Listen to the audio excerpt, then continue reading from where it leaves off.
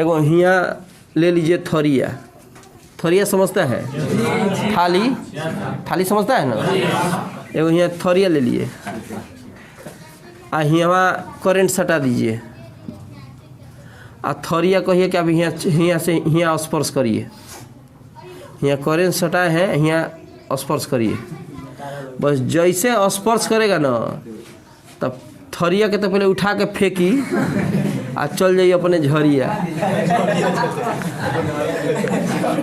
तो फेंक दिले थोरिया आ बलम गए झरिया। फिर क्वेश्चन है कि पहुँचले कि ना, तो कहा जाने पहुँचल कि ना। तो हई हो गया rho equal to Q by V. Rho equal to Q by we.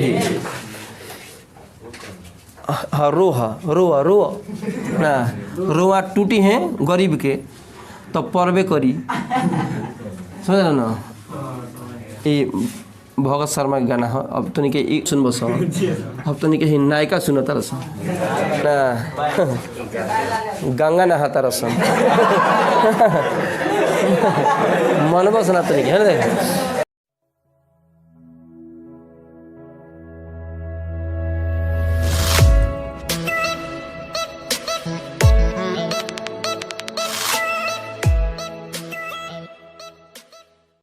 Topic दे दीजिए आवेश वितरण। अंग्रेजी हो गया डिस्ट्रीब्यूशन ऑफ चार्ज, चाहे चार्ज डिस्ट्रीब्यूशन भी लिख सकते हैं। Distribution of charge, distribution of charge, आवेश वितरण। परिभाषा हम समझेंगे। सुनो, इसके नाम से परिभाषा बना देंगे। जो नाम आपको दिखाई दे रहा है उसी नाम से इसका परिभाषा हम तैयार करेंगे, ठीक है। नाम है आवेश वितरण। वितरण का मतलब होता है बांटना। वितरण का मतलब होता है बांटना। वितरण का मतलब होता है फैलाव। सबसे कह दिया जाए कि जाइए प्रसाद वितरण कर दीजिए तो जाके सब खा जाइएगा। हाँ बांटिएगा ना, जीभ चटका रहे हैं आप। चाहे कह दीजिए पंचामृत वितरण करके आइए तो पंचामृत पी जाइएगा, जाके बांटिएगा। उसी प्रकार से आवेश वितरण माने आवेश का फैलाव। तो जो हेडिंग दिया गया है उसी से हम परिभाषा बना देंगे। जो भी आपको हेडिंग दिखाई दे रहा है उससे परिभाषा बना देंगे। आवेश का वितरण जब बराबर रूप से होगा तो यह घटना कहेंगे आवेश वितरण, ठीक है। आवेश का फैलाव जब बराबर रूप से होगा, जैसे मान लीजिए कि एगो हिया ले लीजिए थोरिया। थोरिया समझता है? थाली, थाली समझता है ना? एगो हिया थोरिया ले लिए आ हियावा करेंट सटा दीजिए आ थोरिया कहिए कि अब हिया से हिया स्पर्श करिए। हिया करेंट सटा है, हिया स्पर्श करिए।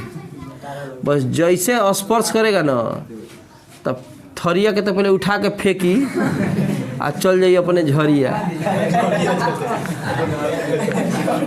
तो फेंक दिले थोरिया आ बलम गए झरिया। फिर क्वेश्चन है कि पहुँचले कि ना, तो कहा जाने पहुँचल कि ना। लेकिन हिया करेंट देगा तो हिया मार देगा। तो ये मत समझिएगा कि अच्छा यहाँ ज़्यादा वोल्टेज है, अब हियावा छू कर देखिए, समझ ना। तो हिया छुएगा तो फिर उतने कस के करंट मारेगा और 2-3 जगह हिया से छुएगा तो उसके बाद पता चलेगा तुम बाछी छुआना पड़ेगा। कहेगा बार बार थोरिया छूने के चलते अब क्या छुआ दिया गया, बाछी छुआ दिया गया। बाछी गोइल, आदमी खड़ा हो गई, समझ नहीं। तो ध्यान दो, यहाँ पे कहने का मतलब आवेश का वितरण बराबर रूप से हो रहा है। तो सीधा सीधी परिभाषा अपने से तैयार करिएगा। अभी ना कि गाना सुना देंगे कि आवेश वितरण क्या है। तो फेंक देंगे थोरिया। वो है समझने के लिए। परिभाषा क्या देंगे? जब किसी वस्तु पर आवेश दिया जाता है और आवेश बराबर रूप से फैल जाए। किसी वस्तु पर जब आवेश दीजिएगा और आवेश का फैलाव बराबर रूप से सब तरफ हो जाए तो इस प्रकार का जो फैलाव होता है आवेश का, उसको हम आवेश वितरण कहते हैं। कोई दिक्कत? तो लिखिए, पहले लिखवाते हैं, समझे हैं? लिखिए। अब आते हैं, समझो इसका आवेश वितरण का प्रकार होता है। आवेश वितरण का 3 प्रकार। कई प्रकार? हम जानते हैं कि बहुत सारे लोगों को गर्मी लग रही होगी, लगी कोई बात नहीं, लागता बड़ी गर्मी तो कूल करो। सुनिए, तो आवेश वितरण जो है ये 3 प्रकार का हो गया। एक हो गया रेखीय आवेश वितरण, रेखीय आवेश वितरण। दूसरा हो गया पृष्ठीय आवेश वितरण, पृष्ठीय आवेश वितरण। और तीसरा हो गया आयतनिक आवेश वितरण। आयतनिक आवेश वितरण समझिए। अंग्रेजी लिख देते हैं चार्ज डिस्ट्रीब्यूशन। इसका अंग्रेजी अब नहीं लिखेंगे, खाली लिख देंगे इसका सरफेस। सरफेस है चार्ज है डिस्ट्रीब्यूशन, समझ रहा है। हाई हो गया वॉल्यूम। वॉल्यूम इसका हो गया LUME, वॉल्यूम चार्ज डिस्ट्रीब्यूशन। ठीक है, परिभाषा बनाएंगे। देखिए रेखावा का कौन आ गई अब रेखावा गदगदा जो अब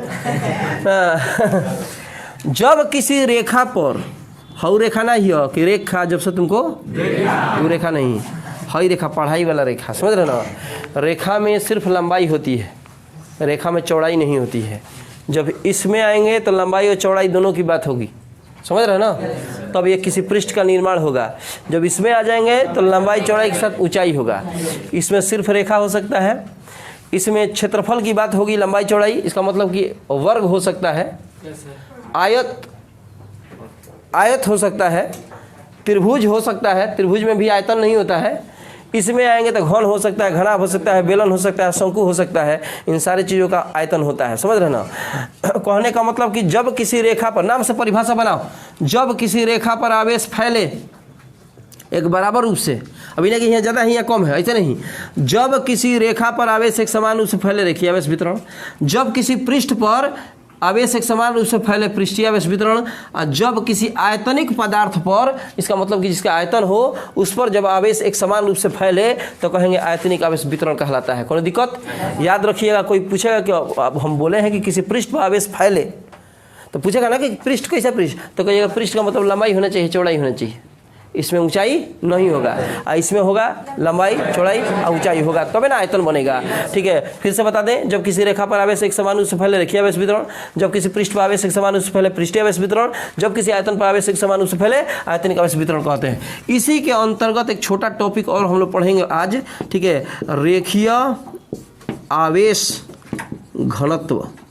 रेखीय आवेश घनत्व अंग्रेजी हो गई लीनियर चार्ज डेंसिटी। कौन दिक्कत?